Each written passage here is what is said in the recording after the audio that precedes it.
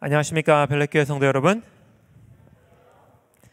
3일 저녁 기도회에 오신 여러분을 다시 한번 진심으로 환영합니다.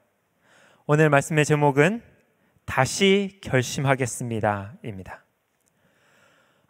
사랑하는 여러분, 저는 2023년 한 해 동안 화요일에 제게 주어진 설교 시간을 통해 여러분들과 함께 생애의 빛, 또 다른 이름으로는 정로의 계단을 한 과씩 살펴보고 있습니다. 지난 시간은 9번째 과였고요. 그리스도인 사업과 생애에 대한 내용이었습니다. 한 달 반이 지나서 여러분들의 기억을 잠시 되살려드리는 의미에서 잠시 그 내용들을 이야기하려고 합니다. 우리는 거룩한 삶의 의미가 무엇인지 살펴보았는데요. 성경이 말하는 거룩은 외로이 거하는, 홀로 있는 그런 격리된 상태가 아니라고 하였습니다. 레위기 19장이 말하는 바 하나님의 거룩과 같이 되라고 하셨는데, 그때 그 방법으로는 떨어진 이삭을 가난한 자들을 위해 남겨두고 밭 모퉁이의 곡식이나 과일은 과부와 고아를 위해서 그냥 지나치라고 하신 말씀이었습니다. 간단히 말해 자기 보존의 법칙을 떠나서 자기 희생의 법칙을 따르는 것이 거룩한 삶이다라고 하는 것입니다.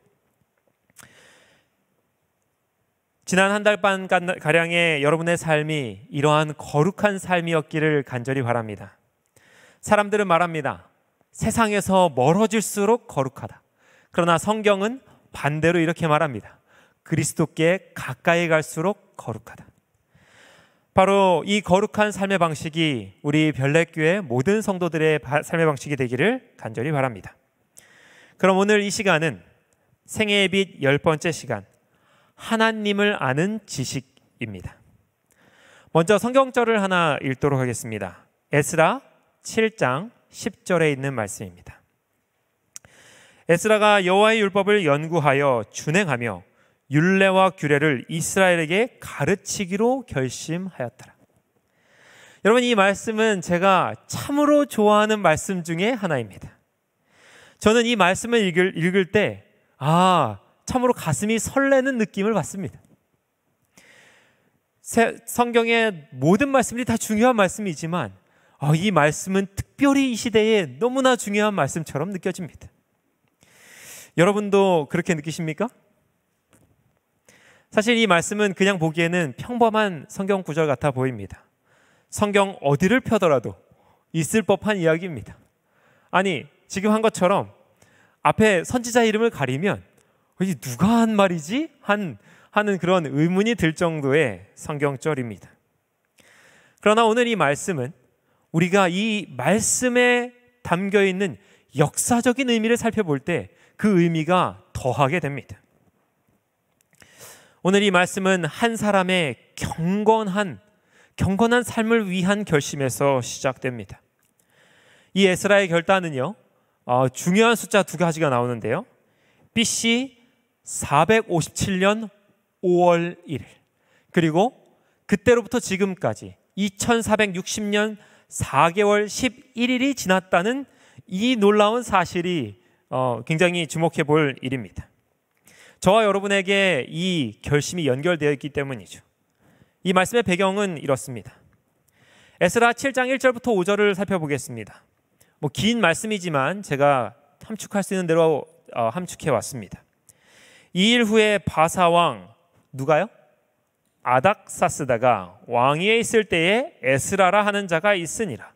그는 스라야의 아들이요 아사랴의 손자요 힐기야의 증손이 하면서 이제 막 그 조상들을 쭉 열거하다가 마지막에 5절에 대제사장 아론의 16대 손이라 이렇게 말합니다. 여기서 우리가 기억해야 될 단어는 세 가지입니다. 하나는 아닥사스다와, 두 번째는 에스라, 세 번째는 아론의 자손이라는 것입니다. 비록 이스라엘이 바벨론에 의해 멸망한 상태였습니다. 현재는 메데페르시아의 통치를 받는 포로 신세를 면하지 못한 상태입니다. 그러나 아론의 자손인 만큼 에스라는 제사장 교육을 받은 사람이었습니다. 그는 어릴 적부터 성경을 배웠고 또 이스라엘 역사의 정통한 사람으로 마침내 우리가 익숙한 말, 율법학자 에스라라는 이름을 얻기에 이릅니다. 그는 성경의 모든 역사와 모든 기록들을 샅샅이 살펴본 결과 현재 포로 생활이 된 것과 이스라엘이 저렇게 처참하게 멸망한 이유는 그들이 하나님의 율법을 떠났기 때문이며 하나님의 언약을 깨뜨렸기 때문이라는 결론에 이르게 됩니다. 그리고 그가 주목한 말씀이 하나 있는데 바로 신명기 30장 1에서 4절입니다. 함께 읽겠습니다. 제가 읽겠습니다. 너와 내 자손이 내 하나님 여호와께로 돌아와 내가 오늘 내게 명령한 것을 온전히 따라 마음을 다하고 뜻을 다하여 여호와의 말씀을 청종하면 너를 긍휼히 여기사 포로에서 돌아오게 하시되 내 쫓겨간 자들이 하늘가에 있을지라도 내 하나님 여호와께서 거기서 너를 모으실 것이며 너를 이끄실 것이라. 사랑하는 여러분, 에스라는 이 약속을 믿었습니다. 그는 간절히 이스라엘이 이 하나님의 약속을 성취하기를 원했습니다. 주님께서 흩어진 이스라엘을 다시 모으시는 날을 기대했으며 포로에서 돌아오게 하겠다는 그 약속을 성취하실 것을 믿었습니다. 그래서 그는 결심했습니다. 그 결심이 바로 아까 읽었던 에스라 7장 10절 말씀입니다. 에스라가 여호와의 율법을 연구하여 준행하며 율례와 규례를 이스라엘에게 가르치기로 결심하였더라.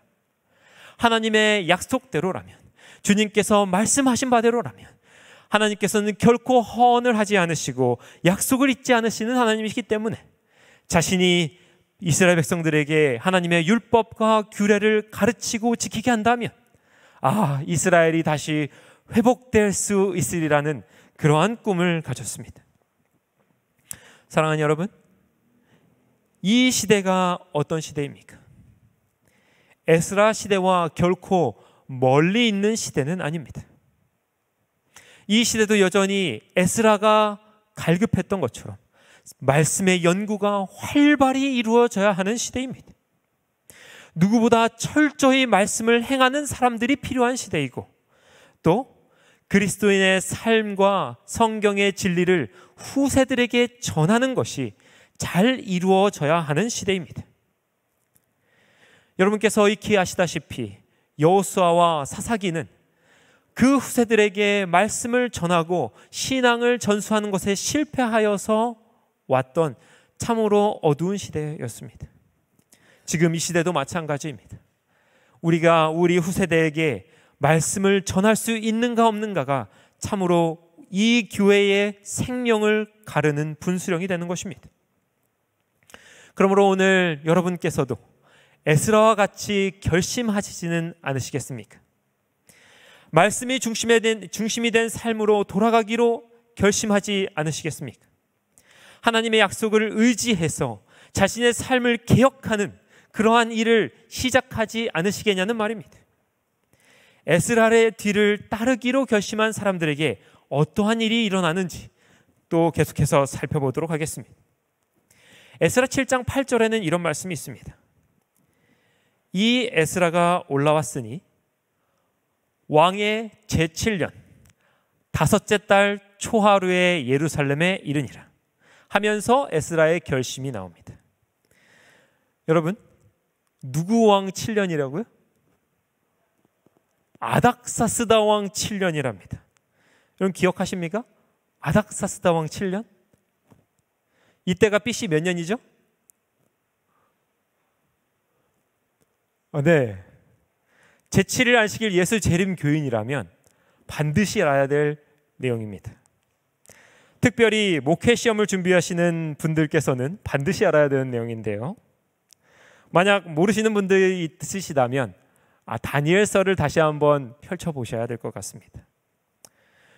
여러분 이때는 아닥사스 왕 7년 BC 457년입니다. 여러분 예수님의 침례는 AD 27년에 있었고요. 십자가 사건은 AD 31년에 있었습니다. 스데반은 AD 34년에 순교했고요. 교황권의 탄생은 BC AD 538년이었고 몰락은 AD 1798년이었습니다. 재림운동의 시작과 대실망, 저 하늘 지성소에 우리 예수님께서 들어가시는 그 해가 1844년이었습니다. 이 모든 것이 다니엘서에 나타난 예언 몇이요? 2300주야의 예언에 다 기록되어 있는 내용입니다.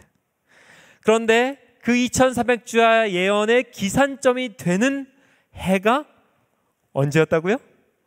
아닥사스다 왕 7년 BC 457년입니다. 에스라가 바로 율법을 연구하며 준행하며 성실하게 가르치기로 결심한 바로 그 해가 바로 이 2300주야의 예언이 시작되는 해였습니다. 부조와 선지자 609쪽입니다. 하나님께서 당신의 백성을 위하여 능하신 일을 하시리라는 에스라의 믿음이 그로 하여금 아닥사스다 왕에게 자신의 소망 곧 예루살렘으로 돌아가 하나님의 말씀을 연구하는 데 흥미를 일으키고 거룩한 도성을 복구하는 소망을 고하게 하였다. 에스라가 하나님께서 충분히 자기 백성을 보호하시고 돌아보실 수 있다고 믿는 그의 절대적인 신뢰를 말했을 때 왕은 깊은 감명을 받았다. 왕은 에스라의 성실성에 대한 신임이 매우 컸으므로 그의 요구를 허락하였다. 왕은 에스라를 메데 바사의 특별 대표자로 삼고 그의 심중에 있는 목적을 성취하도록 하기 위하여 광범위한 권세를 그에게 부여하였다. 여러분, 오늘 이 부조와 선지자에 적혀 있는 이 말씀은 참으로 놀라운 사실을 우리들에게 이야기하고 있습니다. 그것은 아닥사스다 7년 세 번째 칙령이 있었을 때에 그 칙령을 반포한 이유가 아닥사스다가 무슨 회개를 했다거나 하나님이 대단한 하나님이구나, 이스라엘의 저 성을 중건해야겠다라고 하는 그가 어떤 계시를 받았거나 스스로의 깨달음이 있었던 것이 아니라 에스라가 아닥사스다 왕의 앞에서 참으로 믿음을 나타내고 그 성의 회복을 소망하고 그것들을 계속해서 이야기하고 꿈꾸었을 때 그때 그의 꿈을 이루어주고자 셋째 중건령이 시작되는 계기가 되었다라고 하는 것입니다. 한 율법학자의 결심, 말씀을 사랑하고 그 말씀을 읽고 그 말씀을 가르치겠다고 결단한 그 사람의 결심에 오늘 하나님께서 2300주의 시작을 그곳에 맡겨주신 것입니다. 이와 같이 오늘 이 시대에도 또 다른 에스라를 필요로 하고 있습니다. 하나님께서는 에스라가 한 것과 같이 하나님의 말씀을 펴고 묵상하고 가르치기를 결심하는 사람을 찾고 계십니다. 혹시 이 가운데 에스라가 한 것 같이 결심하는 성도님들 계시지 않으십니까? 에스라의 결심을 온 하늘은 주목하고 그 결심에 놀랍게 응답하여 주셨습니다. 성도들이시여, 이 가운데 혹여 다시 한번 말씀으로 돌아가고자 결심하는 분이 계시다면 그 사람을 오늘 하늘은 주목하여 볼 것입니다. 비록 우리의 결심이 3일을 채 이어가지 못할지라도 그 결심을 가벼이 보는 저 하늘에 어떤 존재도 없을 것입니다. 아침에 결심하고 말씀을 폈건만 눈꺼풀이 천근만근 할지라도 여러분의 옆에 하나님께서 보내시는 천사가 있을 것입니다. 시간이 없어 버스에서 지하철에서 핸드폰으로 성경 어플을 켜서 어떻게든지 읽으려고 발버둥 치는 여러분에게 오늘 주님께서 여러분을 도와 그 말씀의 깨달음을 허락하여 주실 것입니다. 성도 여러분께서 그렇게 움직인다면, 우리 별내교회 모든 성도가 말씀으로 돌아간다면 여러분, 주님께서 얼마나 큰 계획을 이 별내교회에 맡기시게 될까요? 성경을 펴는 순간, 말씀에 순종하기로 결심하는 그 순간, 그리고 그 은혜를 다른 사람들과 나누기로 결심하는 순간이 바로 그 순간이 천사와 성령께서 가장 강력하게 역사하실 수 있는 시간임을 여러분 꼭 명심하여 주시기를 간절히 바랍니다. 그러므로 설교와 강연 245페이지는 이렇게 말합니다. 우리는 무엇을 해야만 하는가? 아주 중요한 질문을 주고 거기에 답을 주고 있습니다. 성경을 연구하라, 성경을 상고하라. 그대들이 하나님의 율법과 의의 표준을 순종하고 있는지를 살피라. 그대의 자녀들에게 그대가 하나님의 율법을 무시해 왔었다고 말하라. 그들에게 에스라가 느꼈던 것 같이, 누가 느꼈던 것 같이요? 에스라가 느꼈던 것 같이 느낀다고 말하라. 지금 그대들은 율법을 가지고 있으므로 기뻐하라. 우리는 그것들을 지킬 것이다. 사랑하는 여러분, 우리의 눈앞에 분명히 할 일이 주어져 있습니다. 이 말씀은 목사님들에게만 해당하는 말씀이 아닙니다. 장로님이나 집사님들에게만 해당하는 말씀이 아닙니다. 어른들에게만 해당하는 말씀도 아닙니다. 남녀노소, 빈부귀천을 불문하고 한 가지 일이 주어졌는데 무엇이라고요? 맨 윗줄에 성경을 연구하라, 성경을 상고하라. 여러분 한번 따라해 보시겠습니다. 성경을 연구하라, 성경을 상고하라, 그것들을 지키라. 오늘 이 저녁 이 말씀에 순종하실 분은 아멘으로 화답해 주시기 바랍니다. 지금 이 시간 에스라의 결심을 나의 결심으로 삼으실 분은 아멘으로 화답해 주시기 바랍니다. 놀라운 하늘의 계획에 동참하실 분들은 아멘으로 고백해 주시기 바랍니다. 사랑하는 여러분, 이제 저는 이 시대의 에스라가 되기로 결심하신 여러분들에게 정로의 계단이 제시하는 성경을 묵상하는 방법에 대해 몇 가지 조언을 드리고자 합니다. 이 세 가지 사항은 여러분에게 실제적으로 말씀을 읽는데 큰 도움이 되리라 확신합니다. 첫 번째는 정로의 계단 90페이지에 나와 있는 말씀입니다. 첫 번째는요, 성경을 급히 읽지 말라는 것입니다. 성경을 급히 읽으면 별로 유익을 얻지 못한다. 성경 전체를 통독할지라도 오히려 그 미점을 보지 못하고 성경의 깊고 숨은 뜻을 깨닫지 못할 수도 있다.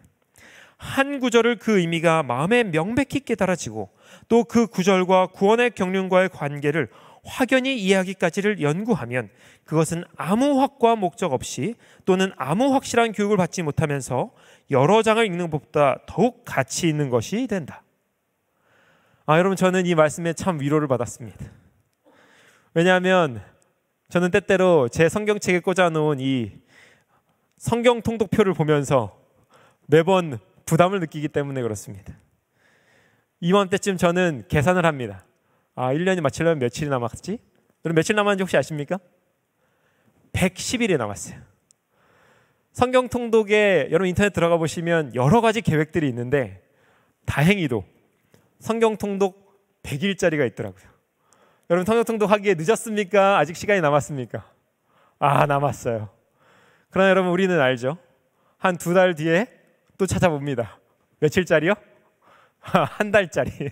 성경 통독 30일짜리가 혹시 있지 않는가? 여러분 100일짜리를 찾아보니까 하루에 1시간씩 읽어야 돼요. 하루에 1시간씩 읽으면 성경 통독을 할 수 있습니다. 그런데 자꾸 이렇게 시간이 밀리고 계산하고 그럴 때마다 부담이 돼요. 그러나 오늘 통독도 중요하다고 하는 것입니다. 성경의 전체적인 시야, 성경을 관통하는 그 안목과 눈을 얻기 위해서는 성경 통독도 반드시 필요한 일입니다. 그러나 그것보다 더 우리가 급한 일이 있는데 그것은 바로 성경을 깊이 묵상하는 일입니다. 마지막 날의 사건들 66쪽은 이렇게 말합니다. 비록 새롭게 된 심령이라 할지라도 매일 말씀의 소금을 적용하지 않으면 그 아름다운 상태를 계속 유지할 수가 없다. 매일 하늘의 은혜를 공급받아야 하며 그렇게 하지 않을 때 아무도 회심한 상태를 지속하지 못할 것이다. 이렇게 얘기합니다. 급히 읽지 않되, 너무 많이 읽지 않되 어떻게 읽어야 돼요? 매일 읽어야 된다고 말하고 있어요. 그렇지 않으면 아무도 회심한 상태를 지속하지 못한다고 합니다. 여러분 지금 이 말씀은 이 자리에 서 있는 저도 포함하는 것입니다. 저도 말씀에 소금이 없다면 순식간에 맛을 잃은 소금이 될 것입니다. 이 세상에 어떤 목사도 이 말씀에 예외가 될 수가 없습니다. 그러므로 사랑하는 여러분, 적은 양이라도 괜찮습니다. 한 절이라도 괜찮습니다. 매일 말씀의 밭에 말씀의 씨앗을 뿌리고 그 말씀이 발하기까지 잠시 기다리는 시간을 매일 갖지 않으시겠습니까? 분명히 그것이 바랄 것이며 저와 여러분은 매일 말씀의 열매를 가진 사람이 될 것입니다. 두 번째, 성경을 읽을 때 주의해야 할 점입니다. 종로의 계단 91페이지의 말씀입니다. 성경을 기도하지 않고 절대 연구하지 말라. 여러분, 여기 중요한 단어가 있어요. 뭐라고요? 절대 연구하지 말라고 합니다. 성경을 펴기 전에 먼저 성신이 우리 마음을 밝혀주기를 구할 것이니 그리하면 그렇게 하여 주실 것이다. 여러분, 취급상의 주의 메시지도 여기 있습니다. 성경을 취급할 때 주의사항이 있는데 뭡니까? 펼치기 전에 반드시 기도하고 펼치라는 것입니다. 얼마나 많은 사람들이 이 경고문을 무시하고 또 부주의함에서 성경을 연구하다 올바르지 못한 길로 갔는지 모릅니다. 여기에 관련해서 이러한 주의사항도 또한 있습니다. 89페이지 종로의 계단입니다. 우리는 성경에 가르친 바를 어떤 사람이 증거하는 그대로 받을 것이 아니고 우리 자신이 하나님의 말씀을 연구해야 할 것이다. 만일 우리가 우리의 생각할 것을 다른 사람에게 맡겨버린다면 우리는 우리의 힘을 약하게 하고 기능을 줄어들게 할 것이다. 여러분, 베레아 사람들이 뭐라고 했습니까? 이것이 그러한가 하여 날마다 성경을 상고하므로. 사랑하는 여러분, 우리는 말씀이 넘쳐나는 시대에 살고 있습니다. 유튜브를 열어보십시오. 수백 건의 말씀 연구가 매일매일 새로 올라옵니다. 그러나 여기 말한 것처럼 남이 해석해준 말씀을 먹는 것만으로는 부족합니다. 우리의 힘을 약하게 하고 기능을 줄어들게 할 것이라 말합니다. 매일 말씀 강연을 듣고 매일 감동을 받지만 오히려 우리의 가진 지력과 생각하는 힘, 영적인 근육이 약화될 수 있다는 것입니다. 여러분, 건강개혁 하실 때 보통 뭐부터 시작합니까? 현미밥부터 시작합니다. 그렇죠? 꼭꼭 씹어 먹는 것을 이제 시작합니다. 야채도 말랑말랑한 거 아니고요. 뭘로 먹습니까? 섬유질이 단단한 걸로 씹어 먹은 것을 시작합니다. 영적인 건강개혁도 필요한 때입니다. 스스로 말씀을 읽어야 하는 것입니다. 우리의 지력을 사용해야 하는 것입니다. 말씀이 바로 나에게 말씀하도록 해야 하는 것입니다. 하나님과의 개인적인 관계를 가지는 별내교회 성도들이 되시기를 간절히 바랍니다. 마지막 세 번째입니다. 종로의 계단 90페이지입니다. 저에게도 매우 큰 도전이 되는 말씀이었습니다. 함께 첫 줄만 좀 읽어볼까요? 시작. 성경을 항상 가지고 다니라. 여기까지. 성경을 뭐하래요? 항상 가지고 다니라. 기회가 있는 대로 구절들을 기억하라. 거리를 걸어가는 동안에라도 한 구절을 읽고 묵상함으로 그것을 마음에 새길 수 있다. 성경을 항상 가지고 다니라는 이 말씀에 저도 준비하면서 참 반성하고 회개했습니다. 요즘에 우리가 성경을 많이 가지고 다닙니까? 안 가지고 다녀요. 그렇죠? 왜 안 가지고 다니죠? 무거워서요? 여러분, 그 삼육대학교 후문에 보면 헬스장이 생겼어요. 거기 젊은 청년들이 밖에서 보면 뭐 얼마나 무거운 걸 막 이렇게 들고 하고 난리를 치는지. 그렇게 일부러 무거운 거를 들고 하는데 여러분, 성경책이 그만큼 무겁지는 않잖아요. 그렇죠? 그런데 우리가 이 성경책을 들고 다니지 않는다는 사실이 얼마나 또 부끄러운 모습인지 모르겠습니다. 거기다가 끝이 아니죠. 뭐라고 했습니까? 뒤에 구절들을 기억하라. 기억절을 외우라. 이렇게 하신 말씀입니다. 마지막 날의 사건들 67페이지입니다. 기억의 창고에 귀중한 그리스도의 말씀을 걸어놓으라. 그것은 무엇보다 귀중하게 여겨져야 된다고 말합니까? 은이나 금보다 훨씬 더 가치 있게 여겨져야 한다. 일할 때에도 주머니에 작은 성경을 지니고 있으라. 그리고 모든 기회를 활용하여 그 귀한 약속들을 암송하라. 많은 사람들이 기록된 말씀을 빼앗길 때가 올 것이다. 그러나 이 말씀이 기억 속에 새겨진다면 아무도 그것을 빼앗지 못할 것이다. 사랑하는 여러분, 작은 성경 우리 다 갖고 계시죠, 그렇죠? 예, 스마트폰에 다 있지 않습니까? 그 성경을 우리가 더욱더 적극적으로 활용해야 될 것 같습니다. 여기 나온 대로 정말로 이제 내일부터 작은 성경을 사서 갖고 다니시지는 않으시길 바랍니다. 또한 여러분, 이 말씀에 따라서 시간이 되시면 꼭 삼육대학교 박물관에 한번 가보시기를 추천드립니다. 여기 말하는 은이나 금보다 더 귀한 말씀이 무엇인지를 깨달을 수 있는 유물이 하나 있습니다. 그것이 바로 여기인데요. 북한에서 건너온 성경이 하나 있습니다. 이 성경의 주인은 이순옥 할머니입니다. 이북에 계시던 분이신데요. 재림교회 목사 부부가 이제 탄압을 받아서 사형장에 끌려가는 와중에 성경을 건네받으셨다고 합니다. 이 할머니가 이 성경을 지키고자 검사가 들어오고 검열이 들어올 때마다 뭐 찬장에도 숨겨보고 뭐 집 기둥에도 숨겨보고 뭐 별 군데를 다 숨겼대요. 그런데 어느 날 이 순사들이 알고 왔는지 막 온 집안을 뒤집으려 할 때 하나님의 은혜로 다행히 이 성경을 어디다 숨길 수 있었냐면 집 앞에 전봇대 밑에다가 파묻을 수 있었어요. 마침 그때 비가 왔어요.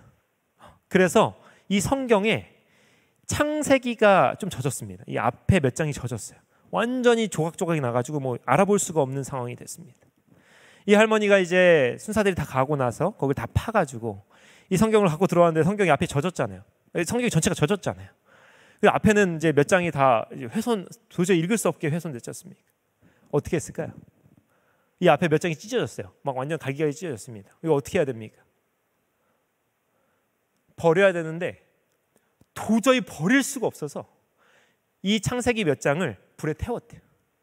불에 태우고 그 재를 물에다 타서 자신과 아이들이 나눠 마셨어요. 이 성경을 한 장이라도 버릴 수가 없다고 했어요. 그리고 나머지 젖은 성경책을 한 장 한 장 뜯어서 자신의 품에 넣어서 체온으로 말렸어요. 그렇게 해서 보관되고 전해졌고 나온 성경이 바로 오늘 이 삼육대학교에 전시되어 있는 저 성경입니다. 한 여인이, 한 할머니가 성경을 은보다 금보다 더 귀하게 여겨서 지금 우리들에게까지 왔고 우리가 확인할 수 있는 저 성경이 됐습니다.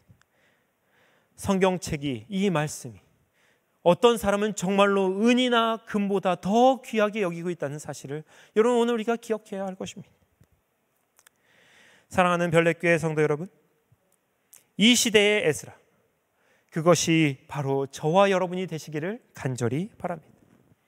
그러기 위해서 우리가 다시 결심해야 할 것입니다. 성경이 없어서 모르는 시대가 아닌데 우리가 말씀을 읽어야 할 것입니다. 여러분, 젊은 세대를 보면 마치 손가락 사이에 모래가 빠져나가는 것처럼 정말로 그런 상황이 지금 이 교회의 현실입니다. 그럴 때일수록 젊은 세대를 교훈하고 말씀으로 가르칠 윗세대들이 필요합니다. 여러분, 에스라에게 하신 것과 같이 주님께서 우리의 결심 위에 저 하늘의 위대한 계획을 위탁하실 것을 믿으시기 바랍니다.